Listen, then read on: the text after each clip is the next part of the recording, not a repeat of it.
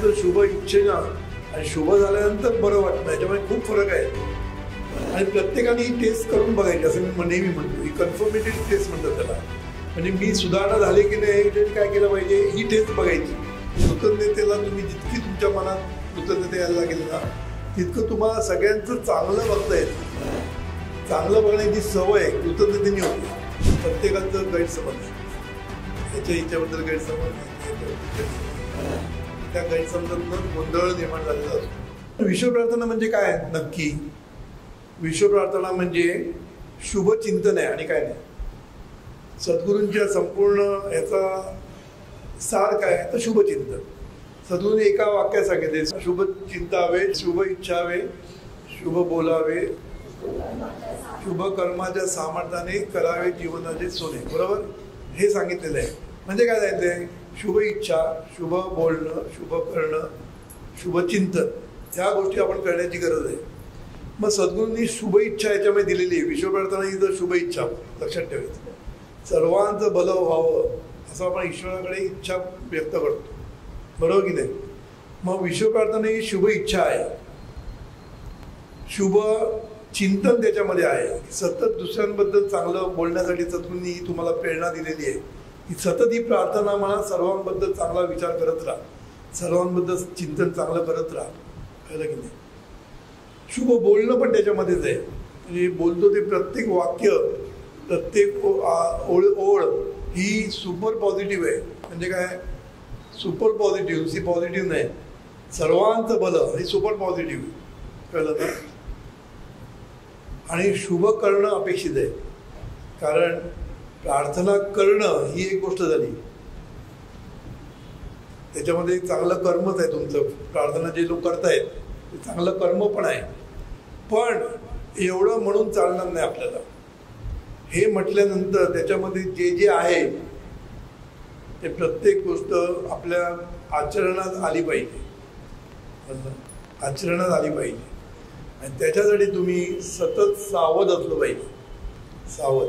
कळलं? मग काय? शुभ इच्छावे, सर्वांचं शुभ व्हावं असं वाटतं आपल्याला. आपण म्हणतो देवा सर्वांचं भलं कर. सगळ्यांना शिकवलं ना आता. देवा सर्वांचं भलं कर, देवा यांचं भलं कर, देवा यांचं भलं कर. पण त्याचं भलं झाल्यानंतर तुम्हाला खरंच बरं वाटतं का हो? हा मोठा प्रश्न आहे. आता मी जेव्हा म्हणतो हिचं भलं व्हावं आणि हिला खरंच चांगलं झालं हिचं तर मला बरं वाटलं पाहिजे ना. हे खरं त्याच्यातलं मर्म आहे. लक्षात ठेवायचं. नाही आता काय शुभ होऊ दे म्हणायला सोपं आहे. पण झाल्यानंतर एखाद्याचं उत्कर्ष झाला, एखाद्याचं भलं झालं, मग आतमध्ये कुठेतरी वाईट वाटतं कामा नये. तेव्हा वाटलं पाहिजे अरे वा आपलाच एक बंधू मोठा होतोय. हे जेव्हा वाटायला लागेल ना तेव्हा खऱ्या अर्थाने शुभ इच्छावे झाले. समजलं? नुसतं शुभ बोलावे, शुभ इच्छावे म्हणजे इच्छा व्यक्त करून ते चालणार. कळतंय मी काय बोललो ते? दुसऱ्यांचं शुभ इच्छेनं आणि शुभ झाल्यानंतर बरं वाटणं याच्यामध्ये खूप फरक आहे. आणि प्रत्येकाने ही टेस्ट करून बघायची असं मी नेहमी म्हणतो. ही कन्फर्मेटेड टेस्ट म्हणतात त्याला. म्हणजे मी सुधारणा झाली की नाही याच्यासाठी काय केलं पाहिजे ही टेस्ट बघायची. की दुसऱ्यांचं भलं झाल्यानंतर आपण तोंडी बोलतो काय पार्टी कधी देणार, पेढे कधी आणणार, आतून काय बोलतो याला महत्व आहे. म्हणून आतून बरं वाटणं ही प्रगतीचं लक्षण आहे. लक्षात ठेवायचं. आणि जेवढं आतून बरं वाटेल तेवढं तुमचं भलं व्हायला सुरुवात होईल. लक्षात ठेवायचं. कळतंय मी काय म्हणतोय? आणि शुभ इच्छा आपण करतोच आहे. निदान बोलतो तरी या आपण. बरोबर की नाही? पण शुभ बोलणं, शुभ चिंतन मी जरा थोडंसं बाजूला ठेवतो. कारण विचारांमध्ये बदल करणं एकदम जागे शक्य नाही आहे. पण काय करणं शक्य ते मी सांगतो. काय करणं शक्य आहे. कारण काल मी या ऑफिसमध्ये हा विषय घेतला होता. काय करणं शक्य आहे. काय करणं काय शक्य? निदान शुभ बोलणं तरी शक्य आहे. बरोबर? दुसऱ्यांबद्दलची निंदा, दुसऱ्यांबद्दलचं खोटं जाऊन सांगणं, लावालाव्या करणं, ह्या गोष्टीवर आपण कंट्रोल करू शकतो. कळलं ना? कारण ह्या सगळ्या आपण खूप उत्साहाने करत असतो.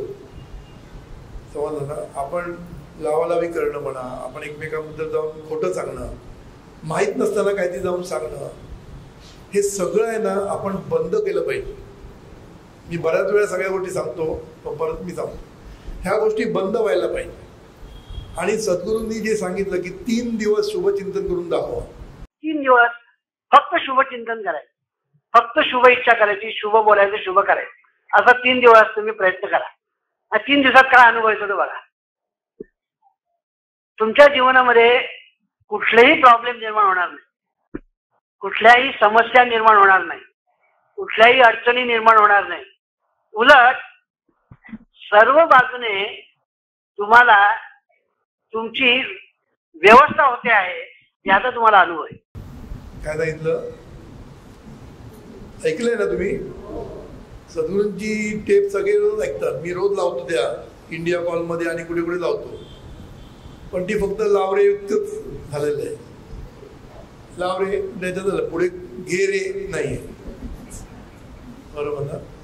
मग आता ती आपण एवढ्या वेळा ऐकली सद्गुरूंकडनं, तर कधीतरी वाटलं पाहिजे आपल्याला की आपण करून बघूया ना. 3 दिवस,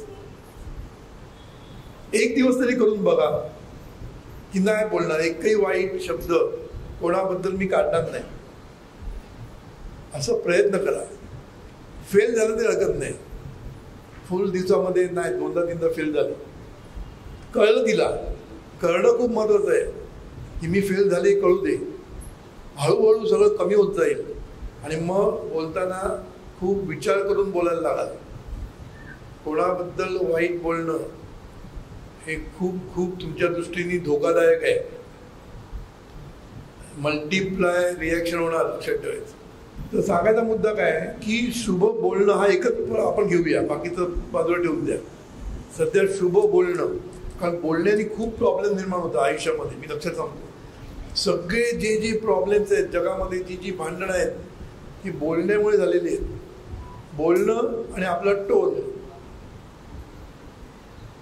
टोनला खूप महत्त्व असतं. तू काय बोललीपेक्षा कुठल्या टोनमध्ये बोलली याला खूप महत्त्व आहे, लक्षात ठेवायचं. काय असं म्हटलं की तो चिडणारच. हा टोन झाला ना. कार्य करताना एखाद्या माणसाने चूक केली, हाय असं केलं की झालं, तो चिडलाच. कोण मला सांगणार, मी पण सेवाच करतोय ना. कारण इथं कोण मोठा आणि लहान नसतो ना, सगळे सारखे आहेत ना. त्यामुळे आपला टोन जर छानपणे ठेवला, चूक जर होणारच ना. कार्य करतात त्यांच्याकडे चूक होणार, मी लक्षात ठेवा. जे त्यांच्याकडनं चूक होत नाही ते कार्य करत नसतात, ते फक्त घरी बसून प्रार्थना म्हणतात बस, ते कार्य करत नाही. म्हणून कार्य करणारे लोक तुम्ही आहात ना, चुका होणार, त्याच चुका नाही करायच्या, बरोबर ना. नवीन करायला हरकत नाही, पण हे समजून घेऊन प्रत्येकाने जर चांगलं बोललं प्रत्येकाशी तर खूप मजा येईल कामामध्ये, कार्यामध्ये. आणि कोणाबद्दलही जाऊन कुठे बोलणं हे सगळं बंद करायचं आपल्याला. हां, ट्राय करायचा. एकदम शक्य नाही तुम्हाला, प्रयत्न तर करायला हरकत नाही. याला कारण काय सांगतो मी तुम्हाला, की हे जे शुभ चिंतन आहे प्रार्थनेमधलं, हे खरं मध्ये कृतज्ञतेतून आलेलं चिंतन आहे ते सद्गुरूंचं.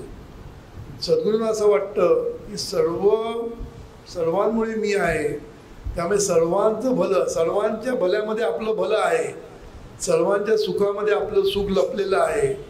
हा जो सिद्धांत सद्गुरूंनी मांडला आहे ना, ह्या सिद्धांताचं हे मूळ आहे, हे फळ आहे. प्रार्थनेचं मूळ कशामध्ये आहे की सर्वांच्या सुखामध्ये माझं सुख लपलेलं आहे आणि सर्वांच्या दुःखामध्ये माझं दुःख दडलेलं आहे. हे ज्याला कळतं ना, हे त्याला कळलं पाहिजे की सर्वांच्या सुखात माझं सुख लपलेलं आहे. म्हणून सर्वांनाही सुखी होणं माझ्या दृष्टीने खूप गरजेचं आहे. इथे पण स्वार्थच आहे, कळतंय मी काय म्हणतो, इथे पण स्वार्थच आहे. सर्वांचं भलं होण्यामध्ये माझं स्वार्थ आहे, सर्व सुखी होण्यामध्ये माझं स्वार्थ आहे. पटतंय की नाही? म्हणून ही नुसती प्रार्थना, नुसतं बोलणं नसलं पाहिजे. आपण याचं वागणं, आपलं शुभ बोलणं. आपल्याला वाटतं आम्ही चांगलंच बोलतो, खरंच आहे. जीवनविद्येमधली मुलं लोक काय वाटेल ते बोलत नाहीत. पण तरी सुद्धा बोलताना आपण कोणाला दुखवतोय का, कोणाबद्दल चुकीचं सांगतोय का असं माहिती आहे. हे मी सगळं माझ्या अनुभवातनं बोलत असतो. मी कार्याचा माझा अनुभव दांडगा आहे. आता तुमच्याप्रमाणे मी पण 35-40 वर्ष काम करतोय, त्याच्या अगोदर सद्गुरुबरोबर आहेच.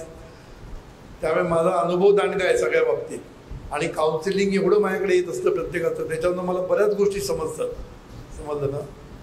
तेव्हा एक गोष्ट लक्षात ठेवायची, आजपासून आपण प्रत्येकाने प्रयत्न करायचा, कमीत कमी आपण कोणाबद्दल बोलणं वाईट, कमीत कमी.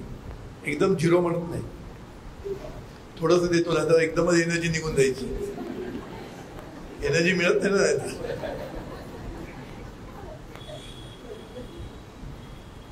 तेव्हा आणि ह्याला मी सांगितलं ना, कृतज्ञता, मी जे कृतज्ञतेवर खूप बोलतो ना, त्याला कारण काय माहिती आहे, कृतज्ञतेला तुम्ही जितकी तुमच्या मनात कृतज्ञता यायला लागेल ना, तितकं तुम्हाला सगळ्यांचं चांगलं बघता येतं. चांगलं बघण्याची सवय कृतज्ञतेने होते. म्हणून मी कृतज्ञता तुमच्यामध्ये रुजवायचा प्रयत्न का करतोय. कृतज्ञतेचे फायदे खूप आहेत. त्यात एक महत्त्वाचा फायदा असा की प्रत्येकामधलं चांगलं शोधायची सवय होते. तर त्याशिवाय तुम्ही कृतज्ञता कशी व्यक्त करणार, हो की नाही. म्हणून ही जी सवय आहे ना, ती सगळ्यांनी दृष्टीने फायदेशीर आहे. सर्वांमधलं चांगलं शोधणं. तुम्हाला ती गोष्ट माहीत असेल, खरी खोटी आपल्याला माहीत आहे, पण ती गोष्ट अशी आहे की श्रीकृष्णाने दुर्योधनाला सांगितलं, एक फेरफटका मारून ये, तुला कोण चांगला माणूस, किती चांगली माणसं मिळतात सांग. त्याने येऊन सांगितलं, मला एकही चांगला माणूस नाही, सगळे हरामखोर आहेत. मग त्यांनी धर्मराजाला सांगितलं, तू जाऊन जरा बघून ये रे, कोण चांगली माणसं मिळतात का. तो येऊन सांगतो, मला एकही वाईट माणूस नाही मिळाला. केवढा दृष्टीमध्ये फरक आहे बघा. आणि खरं मला तुम्ही विचाराल ना, कोणच वाईट नसतं. इथे बसलेला आणि न बसलेले सगळेजण, प्रत्येक जण माणूस चांगलाच असतो. आपण त्याला वाईट बनवतो. चुकीची इन्फॉर्मेशन, चुकीचं नॉलेज, एकमेकाबद्दलचं गैरसमज, याच्यातनंच प्रॉब्लेम निर्माण होतो. समजलं ना? मुद्दाम करत नाही आपण, पण आपल्याला अज्ञान असतं. मग अज्ञान असताना कशाला बोलावं आपण, बरोबर की नाही. म्हणून आपण अज्ञानाच्या अधिष्ठानावर कोणाबद्दलही कुठे बोलायचं नाही. आपल्याला माहीत नाही ना, गप्प राहायचं. पाहिजे तर माहिती काढावी एक्झॅक्टली काय आहे. समजलं ना? म्हणून मी नेहमी विचारत असतो की ज्याच्याकडे प्रॉब्लेम तुम्हाला आहे त्याला जाऊन तुम्ही विचारा, मग तुम्हाला खरं काय ते त्याची बाजू कळेल. आपण काय करतो, 10 लोकांना जाऊन सांगतो जे संबंधितच नाही आहे. प्रार्थना जी आपल्याला शिकवली आहे सद्गुरूंनी, ती नुसती म्हणण्यासाठी नाही आहे. कळलं? 1000 5,000 प्रार्थना म्हणणारे लोक आहेत. हे म्हणता म्हणता आपल्या स्वभावामध्ये बदल होत गेला पाहिजे. मला अपेक्षा आहे ती स्वभावामध्ये बदल होणं. आणि हीच सद्गुरूंना गुरुदक्षिणा, लक्षात ठेवायचं. सद्गुरूंना तुम्ही सुखी व्हायला पाहिजे. सगळेजण, प्रत्येक जण सुखी व्हायला पाहिजे, सद्गुरूंची इच्छा आहे. आणि सद्गुरूंना हीच गुरुदक्षिणा पाहिजे. प्रत्येक जण सुखी व्हायला पाहिजे आणि प्रत्येकाने इतरांना सुखी करण्याचा प्रयत्न केला पाहिजे. हे करणं म्हणजे सद्गुरूंना गुरुदक्षिणा दिला पाहिजे. म्हणून आपण सुखी कधी होऊ आणि इतरांना सुखी करण्याचा प्रयत्न करणं, ह्याच्यामध्ये सद्गुरूंनी विश्व प्रार्थनेला सगळ्यात जास्त महत्त्व दिले. कारण तेच शुभ चिंतावे, शुभ इच्छावे, शुभ बोलावे, शुभ कर्मात दिलेले. म्हणून आपण या जन्मशताब्दीला, आपण जन्मशताब्दी संपली, आता 100 होईल. आपण आता ठाम निश्चय करूया की आपल्याकडनं थोडं सुद्धा चुकीचं बोलणं होणार नाही, चुकीचं कर्म होणार नाही. चुकीचं कर्म म्हणजे कुठलं तरी अपराध करत नाही आपण कुठल्या गोष्टीचा. आपले अपराध म्हणजे इलिगल काय आपण करत नाही. पण अपराध कुठला असतो, दुसऱ्यांबद्दल बोलणं हा पण अपराध आहे. समजलं ना? म्हणून मी सांगितलं बघा, हे सगळे प्रॉब्लेम समज गैरसमज होते सगळे, एकूण एक. कारण मी जेव्हा बघतो तेव्हा मी वरतून बघत असतो. माझ्याकडे जेव्हा काउन्सिलिंगला येतो ना, तेव्हा तो नवरा पण असतो, बायको पण असते, सासू पण असते, आई पण असते, सगळ्यांशी मी बोलतो.